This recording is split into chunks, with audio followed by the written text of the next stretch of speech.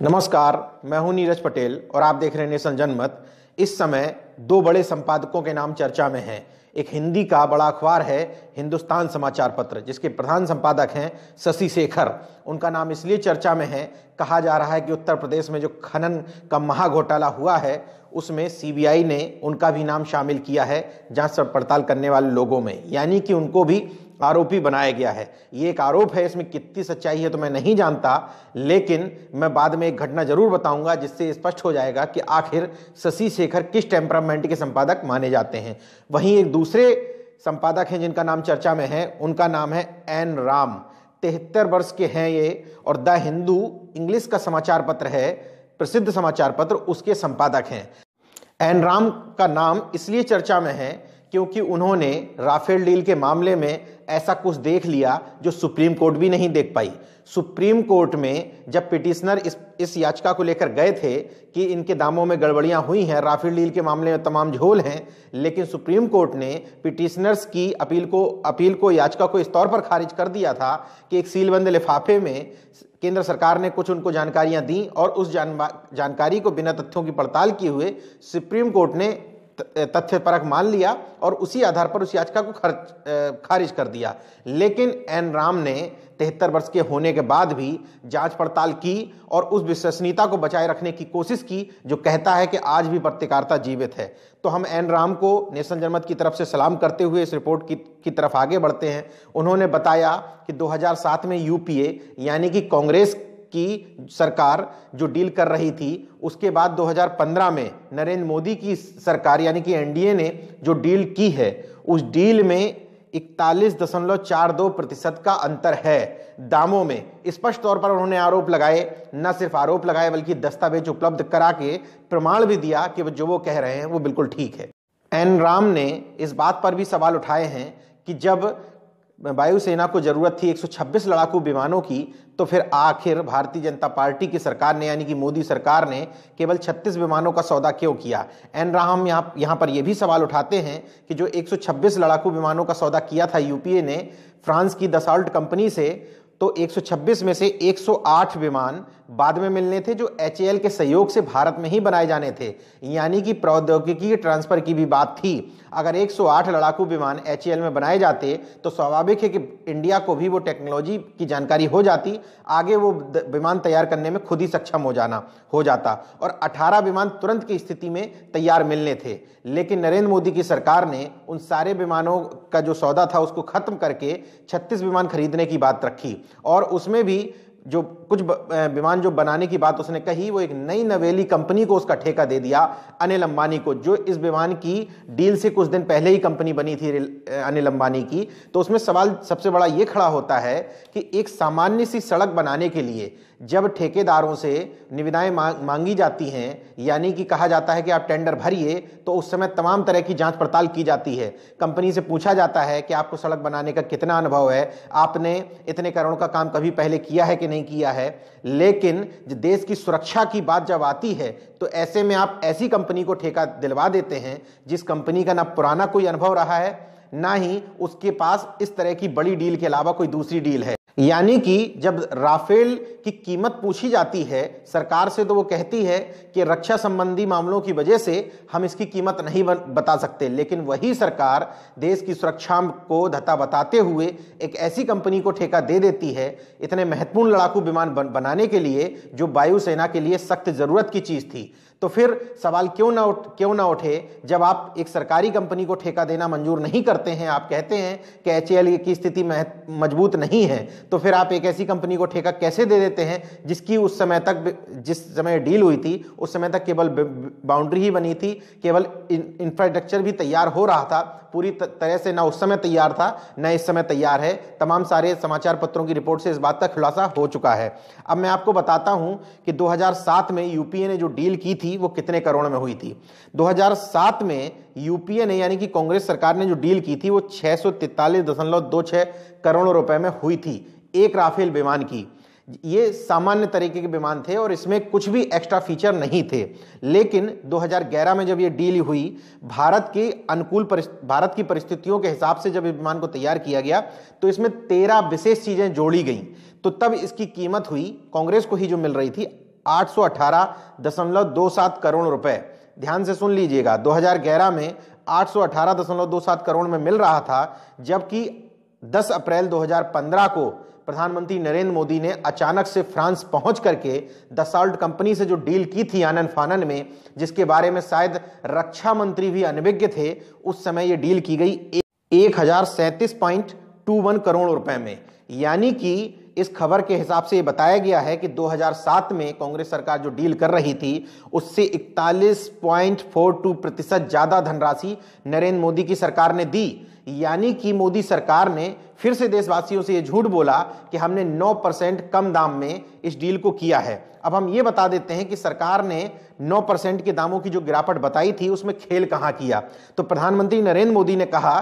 कि 9% कम कीमत में, यानी कि जहां पर कांग्रेस सरकार ने 818 करोड़ रुपए में डील की थी, वहीं हमने 744.60 करोड़ रुपए में यह डील की है पर विमान की। तो ये अंतर कहां से आया, ये हम आपको पूरा खेल बता देते हैं। ये जो जानकारी दी थी प्रधानमंत्री नरेंद्र मोदी की सरकार ने, वो जानकारी अधूरी थी और वहां पर तथ्यों को छिपाया गया था। ये मैं नहीं कह रहा हूं, एन राम कह रहे हैं, जो द हिंदू के संपादक है और उन्होंने इस रिपोर्ट को छापा है द हिंदू में। उनके अनुसार ये है कि 10,548 करोड़ रुपए की डील इन विमानों के अलग से इस तौर पर हुई थी कि जो 13 एक्स्ट्रा फीचर जोड़ने हैं भारत के अनुकूल बनाने के लिए इस विमान को एक्स्ट्रा फीचर, उसमें डिजाइन के नाम पर और विकास के नाम पर 10,548 करोड़ रुपए अलग से लिए जाएंगे। अब देखिए फर्क यहीं पर आया है कि जहां पर ये 10,548 करोड़ रुपए को 126 विमानों में बंटना था, अब ये धनराशि केवल 36 विमानों में ही बटेगी। यानी कि जहां पर कांग्रेस सरकार में प्रति विमान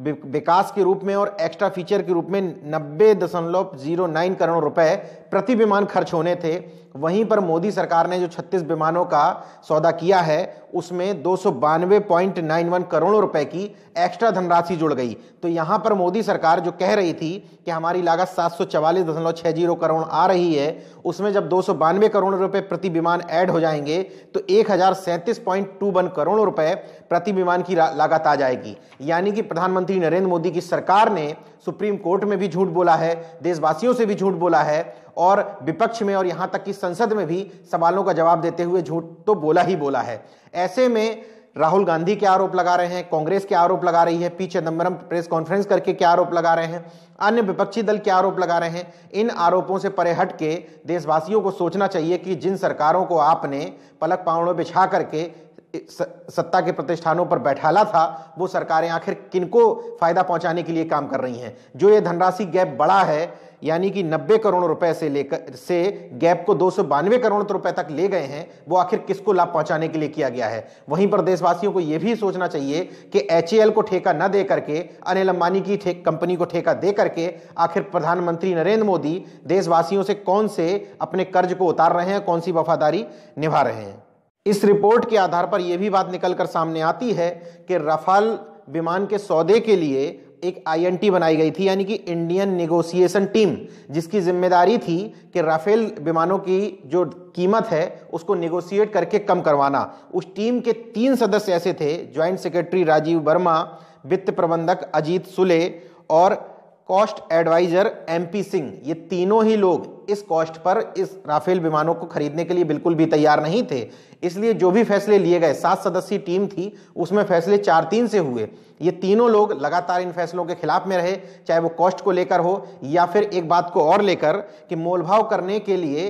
तमाम हथियार सरकारों के पास मौजूद थे। उनमें से एक हथियार ये था कि यूरो फाइटर एक प्लेन का नाम है, जैसे राफेल एक प्लेन का नाम है जो लड़ाकू विमान खरीद रही है भारत फ्रांस की कंपनी दसाल्ट से, वैसे ही यूरो फाइटर भी एक कंपनी है जो लड़ाकू विमान बनाती है। तो यूरो फाइटर ने उस समय के रक्षा मंत्री अरुण जेटली को बकायदा अपनी तरफ से पत्र लिखकर कहा था कि राफेल जो आपको विमान दे रहा है, हम उसी की वैल्यू पर, यानी कि उसी गुणवत्ता का विमान आपको 20% कम कीमत में देने को तैयार हैं। प्लस अपना इंफ्रास्ट्रक्चर भारत में लगाने को तैयार हैं। भारत को इस तकनीकी का हस्तांतरण यानी कि टेक्नोलॉजी ट्रांसफर करने को भी तैयार है, भारत को बताने को तैयार हैं। लेकिन उस समय इस डील को इसलिए कैंसिल कर दिया गया था ये कह करके कि हमारी डील पहले से हो चुकी है और इस समय हम कोई भी टेंडर हमारे यहां ओपन नहीं है। तो जब कोई भी टेंडर ओपन नहीं था उस समय यह कहा गया था कि पुरानी डील ही हमारे यहां चालू है, तो फिर क्यों प्रधानमंत्री नरेंद्र मोदी ने अचानक से इन सभी लोगों को बाईपास करके रक्षा मंत्री को भी सीधे तौर पर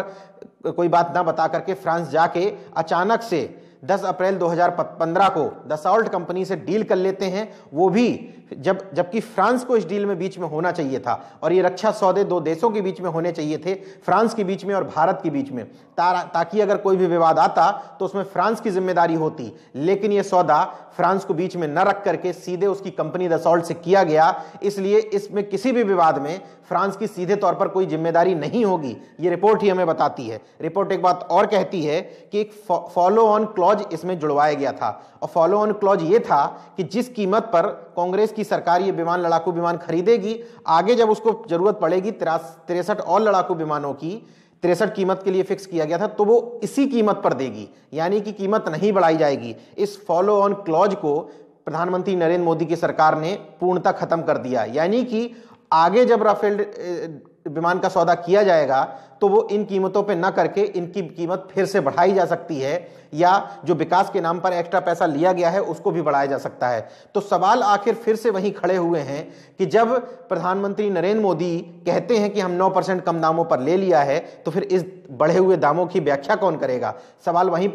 पर खड़ा होता है कि सुप्रीम कोर्ट में जब दस्तावेजी उपलब्ध कराए जाते हैं कि पीएसी भी संतुष्ट है और सीएजी भी संतुष्ट है, तो बात निकल कर जब ये आती है कि सीएजी ने रिपोर्ट तैयार ही नहीं की है और पीएसी के पास पहुंची ही नहीं है, तो प्रधानमंत्री नरेंद्र मोदी की सरकार कहती है कि हमसे टाइपिकल मिस्टेक हुई है, हम ये कहना चाह रहे थे कि रिपोर्ट सौंप दी जाएगी, उसकी जगह हमने कह दिया कि रिपोर्ट सौंप दी गई है। तो फिर ना उस पर सुप्रीम कोर्ट दोबारा सवाल खड़े करते हैं, ना उस पर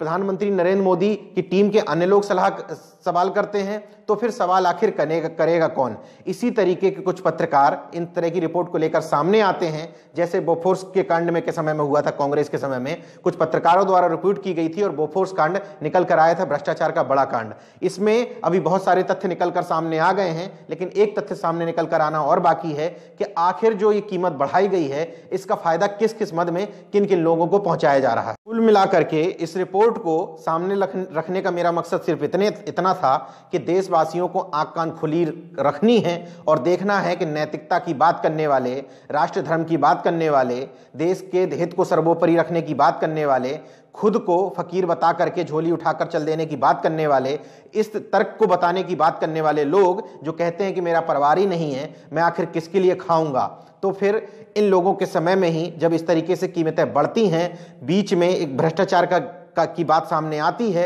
तो क्यों नहीं इन लोगों को सामने आ जाना चाहिए। क्यों नहीं प्रधानमंत्री नरेंद्र मोदी को यह साबित करने के लिए कि वो ठीक कह रहे हैं और उनकी सरकार ने जो सौदा किया था उसमें कहीं गड़बड़ी नहीं है, जब विपक्ष कह रहा है कि ज्वाइंट पार्लियामेंट्री कमेटी यानी कि जेपीसी से जांच करवा लेनी चाहिए इस मामले की, तो फिर सरकारें क्यों तैयार नहीं होती हैं, क्यों सुप्रीम कोर्ट में गलत हलफनामा दिया जाता है। चलते चलते एक बात और आपसे कर लेता हूं। शुरू में मैंने कहा था हिंदुस्तान समाचार पत्र के प्रधान संपादक शशि शेखर चतुर्वेदी के लिए कि मैं चर्चा आगे करूंगा, तो मैं आपको बता देता हूं कि जिस समय मैं हिंदुस्तान समाचार पत्र में काम कर रहा था उस समय हिंदुस्तान समाचार पत्र के एक एडिशन में बड़ी जोर शोर से ये खबरें चलाई गई कि रियल एस्टेट कारोबार में तमाम तरह के बिल्डर घुस आए हैं और किस तरीके से अनैतिक रूप से पूरे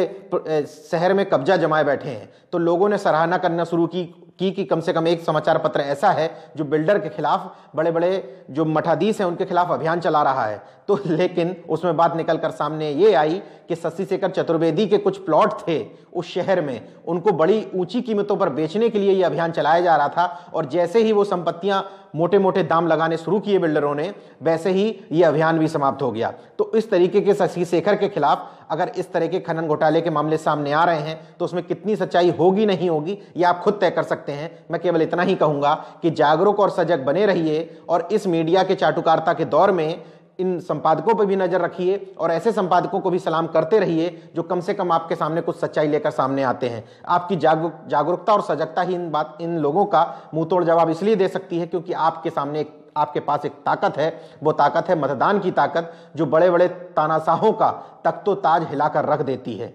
जय विज्ञान, जय संविधान। धन्यवाद। तो अगर आपने मेरा YouTube चैनल सब्सक्राइब नहीं किया तो प्लीज़ सब्सक्राइब कर लें और उस बेल आइकन पर जरूर क्लिक करें, जिससे जो मेरे न्यू वीडियो है